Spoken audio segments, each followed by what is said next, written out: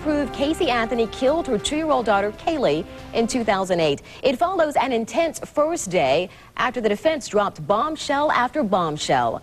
Our Ashley Glass joins us live in Orlando. And Ashley, you were inside the courtroom when the defense said that this is not a case of murder at all.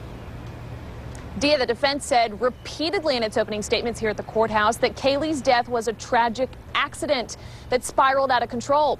The state laid out its case, too, saying it was murder and that Casey did it. Caylee Marie Anthony died at the age of 2, but how she died is being hashed out in court now.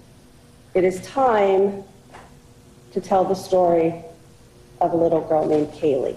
Prosecutors say Caylee Anthony killed her daughter, suffocated her by covering the mouth with duct tape, and that they have evidence to back it up. Evidence like internet searches for chloroform and the trunk of Casey's car smelling like death. Evidence from the car was also preserved. Hair samples, samples from the carpet lining the trunk. The defense says this isn't murder, but an accident. They say Caylee drowned in the family pool on June 16, 2008, and that Caylee's grandfather, George Anthony, was there.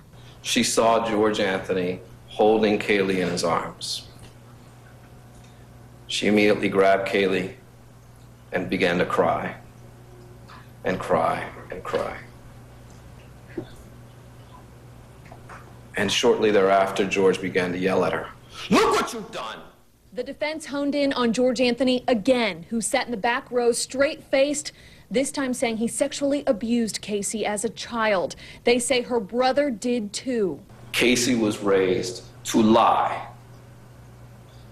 This child, who was at 8 years old, learned to lie immediately. The defense says this is why Casey never told anyone about the drowning, because she had learned to lie about pain. But the state argues after they detail Casey's web of lies, the only truth the jury will find is in first-degree murder. George Anthony was the first witness called, and I'll let you hear what he has to say about these bombshell allegations thrown at him coming up at 6:30. Live just outside the downtown Orlando courthouse, Ashley Glass, ABC Action News.